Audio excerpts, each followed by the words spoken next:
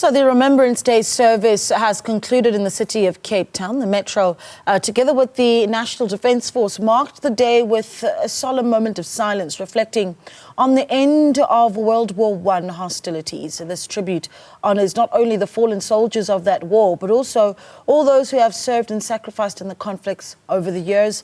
The service is held on the second Sunday of November every year.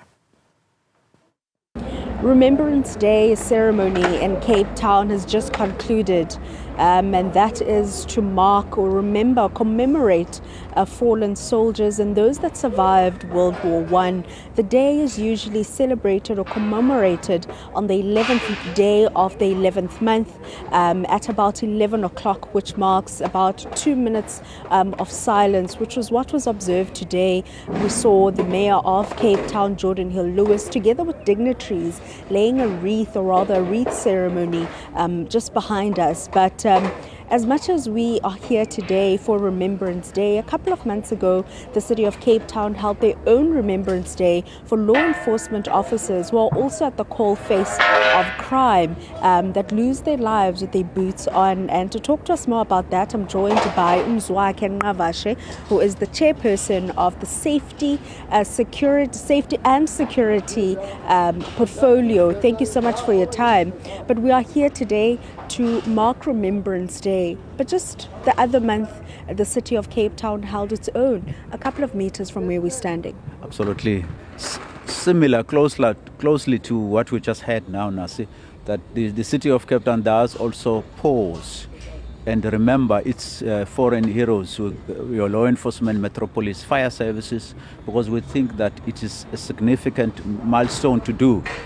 When your officers join the city to fight crime, sometimes they get injured, and in that process they lose their lives. So as an organ of state, as local authority, you ought to pause, as we did quite recent, where we pause, we then invite their families. The executive mayor of Cape Town leads that procession in remembering those foreign heroes.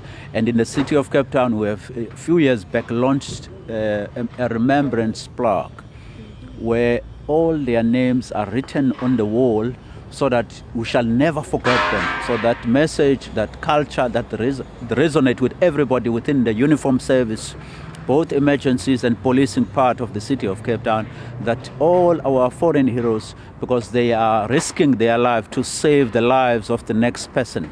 So we, as the leadership of the city, feel that this is a significant milestone, is a significant activity that we must embark on every year, that we stop all what we're doing and observe and wreath, exactly like what we did now in this remembrance of World War I. We lay all these wreaths on behalf of these officers under the city of Cape Town. And the Defence Force has been instrumental in supporting that. We do invite them also in the city to be part of that activity.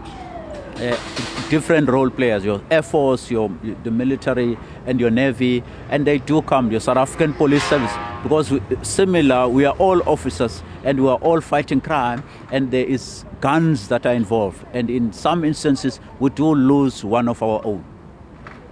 So it is so important.